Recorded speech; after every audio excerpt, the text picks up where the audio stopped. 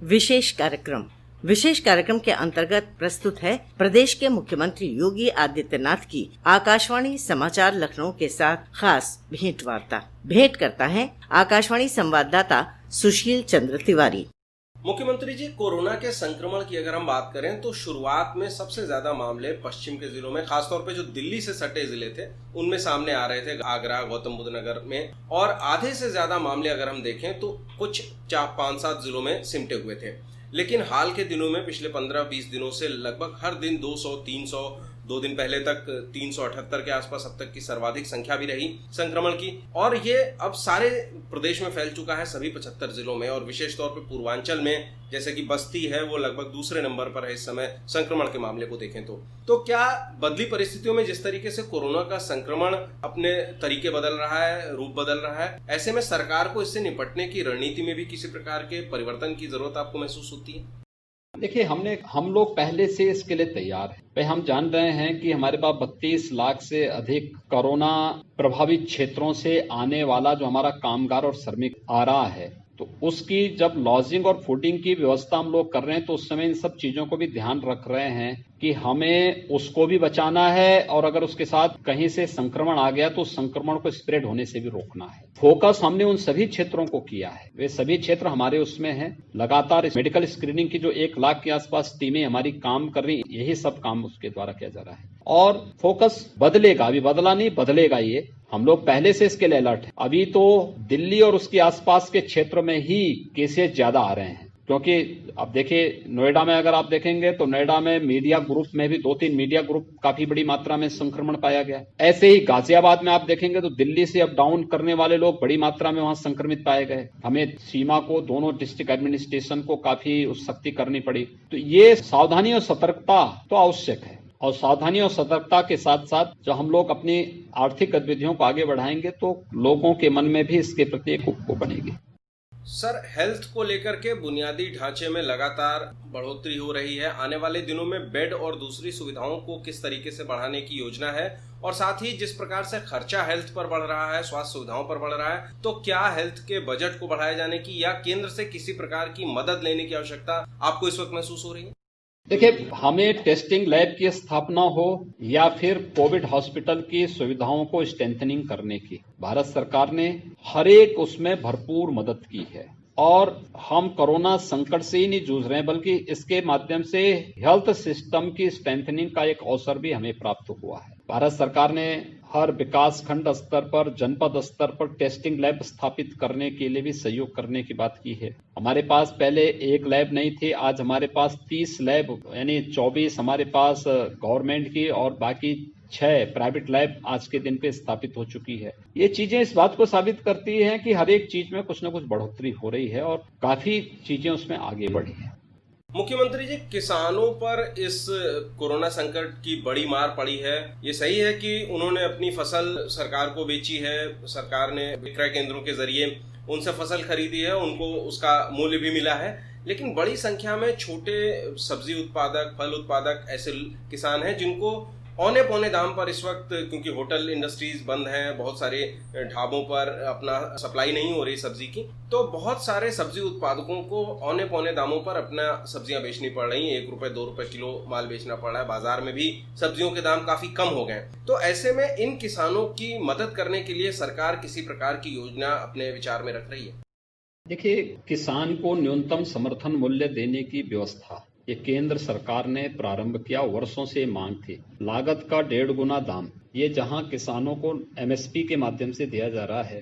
पूरे लॉकडाउन के दौरान पहले आप देखेंगे कि पिछले वर्ष प्रधानमंत्री जी ने प्रधानमंत्री किसान सम्मान निधि की घोषणा की थी, और उत्तर प्रदेश के 2,34,00,000 किसान उससे सीधे सीधे लाभान्वित हो रहे थे। लॉकडाउन के दौरान 2,000 रुपए हर किसान को हर मंथ अतिरिक्त देने की व्यवस्था की गई, और वह 2 बार का पैसा आ चुका, तीसरी बार का पैसा किसानों के अकाउंट में आ रहा है। तो किसानों के लिए भी, मजदूरों के लिए भी, नौजवानों के लिए भी, महिलाओं के लिए भी अलग अलग योजनाएं, निराश्रित लोगों के लिए भी ये सारी स्कीम उत्तर प्रदेश के अंदर भी और देश के अंदर लागू हुई। 80 करोड़ लोगों को मुफ्त में भोजन देने की व्यवस्था हुई है इस लॉकडाउन के दौरान, ये भारत सरकार ने की है। इसके अलावा हम उत्तर प्रदेश में 18 करोड़ लोगों को छठी बार हमारा खाद्यान्न वितरण का कार्यक्रम 1 जून से प्रारंभ हुआ है। 18 करोड़ हर बार 18 करोड़ लोगों को दे रहे हैं। एक बड़ा कार्यक्रम चल रहा है, हर एक स्तर पर चल रहा है और हर व्यक्ति जानता था हम एक संकट से जूझ रहे हैं, इस संकट का मुकाबला कर रहे हैं, लेकिन उस सबके बावजूद भी हर जरूरतमंद को उसके लिए आवश्यक सामग्री उपलब्ध कराने की व्यवस्था भी केंद्र और प्रदेश सरकार ने की। मुख्यमंत्री जी, आपने कहा है कि सरकार किसी की सैलरी में कटौती नहीं करेगी और ये भी कहा है कि सरकार कोई नया टैक्स भी नहीं लगाने जा रही। तो ऐसी स्थिति में बहुत सारी कल्याणकारी योजनाएं हैं, आप गरीबों की, किसानों की, मजदूरों की मदद कर रहे हैं, सरकारी खजाने से पैसा दिया जा रहा है। तो ऐसी स्थिति में प्रदेश का राजस्व जो कि पहले से ही लॉकडाउन की वजह से काफी कम हो चुका है, उसे कैसे पूरा करेंगे? ये पैसा कहाँ से आएगा? देखिए, राजस्व का अपना एक फ्लो होता है और उसके लिए आवश्यक होता है कि सरकार की नीति और सरकार की नीयत दोनों ठीक होनी चाहिए। हम लोगों की नीति पहले से ही तय थी कि हम फिजूल खर्ची को हर हाल में रोकेंगे। वो फिजूल खर्ची किसी भी स्तर का हो, हम लोगों ने रोका, बहुत सख्ती के साथ उसको रोका। पिछले 3 वर्षों से जो हम लोगों ने वित्तीय अनुशासन का पालन किया, फिजूल खर्ची को हर स्तर पर रोका, आज उसका लाभ हमें मिल रहा है कि सबसे बड़ी आबादी का राज्य होने के कारण के बावजूद हम लोगों के यहाँ किसी भी चीज की कमी नहीं है। हम लोग 16 लाख कर्मचारी और 12 लाख रिटायर्ड कर्मचारियों को समय पे वेतन और समय पे पेंशन उपलब्ध करवा रहे हैं। और पहले महीने हमारे लिए रेवेन्यू का काफी लॉस वाला महीना था, खासतौर पर तब जब संपूर्ण लॉकडाउन था। अगले महीने से जब थोड़ी बहुत खुलना शुरू हुआ तो उसके बाद से हमारा रेवेन्यू बढ़ना शुरू हुआ। अब आप देखें कि मई में, अगर आप देखें तो आधा मई तो लॉकडाउन में था, आधा मई में कुछ गतिविधियां प्रारंभ हुई, तो भी हम लोग 6000 करोड़ का रेवेन्यू लेने में सफल हुए। शेष अब जून में हम लोगों ने काफी फ्रीडम दी है। मेरा मानना है कि हम लोगों का महीने का जो खर्चा होता है वो लगभग 15,000 करोड़ का खर्चा है महीने का शासन का। हम लोग इस जून में उसको कंपनसेट कर लेंगे। तो ये फ्लो बनाना पड़ता है और उसके बारे में पहले से सिस्टम है, उस सिस्टम को आगे बढ़ा। मुख्यमंत्री जी, किसानों की चर्चा हो गई, मजदूरों की सरकार मदद कर रही है, लेकिन एक बड़ा तबका है जो नौकरी पेशा है, मध्यम आय वर्ग का, लोअर मिडिल क्लास का आप कह सकते हैं, और इसके ऊपर भी कोरोना की बड़ी मार पड़ी है। बड़ी संख्या में प्राइवेट सेक्टर में नौकरियां जा रही हैं। आप व्हाइट कॉलर जॉब्स जिसे कहा जाता है, उसमें बड़े पैमाने पर छटनी हो रही है। तो ऐसे नौजवानों की मदद करने के लिए सरकार कोई विचार कर रही है? देखिए, हमने कहा ना, हर नौजवान के लिए उत्तर प्रदेश में अवसर है और हम लोगों ने सभी संस्थाओं से भी अपील की है कि भाई आप लोग किसी को इस समय नौकरी से निकालें ना। इस सब के बावजूद अगर कहीं कोई होता तो हम उसकी हर एक की स्किल मैपिंग कर रहे हैं। हम लोग प्रदेश में भी अपने स्तर पर भी हम लोगों ने न केवल जो है रोजगार और सेवा योजन की अनेक संभावनाओं को आगे बढ़ाया है, अभी तो हम लोग अपनी कुछ स्पेशल स्कीम पहले से ही लेकर के आए हैं कि कोई पढ़ा लिखा नौजवान है, उसको कहीं स्किल डेवलपमेंट के लिए अगर उसको कहीं भी कोई अप्रेंटिस करना है तो अप्रेंटिसशिप की एक स्कीम हमारी स्पेशल स्कीम है, जिसमें आधा मानदेय शासन दे रही है, आधा उद्योग दे रहा है। इसके माध्यम से बहुत सारे लोगों को हम आगे बढ़ाने में सफल हुए।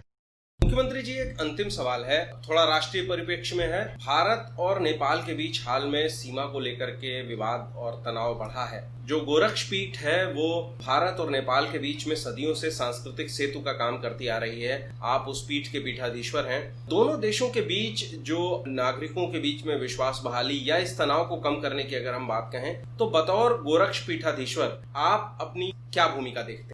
देखिए, भारत और नेपाल दोनों के संबंध जो हैं ऐतिहासिक और पौराणिक उस पर आधारित हैं। इन संबंधों को मुझे लगता है कि दोनों देशों के हित में अपने पौराणिक और ऐतिहासिक संबंधों की पृष्ठभूमि को ध्यान में रख करके ही कोई चीज आगे बढ़नी चाहिए।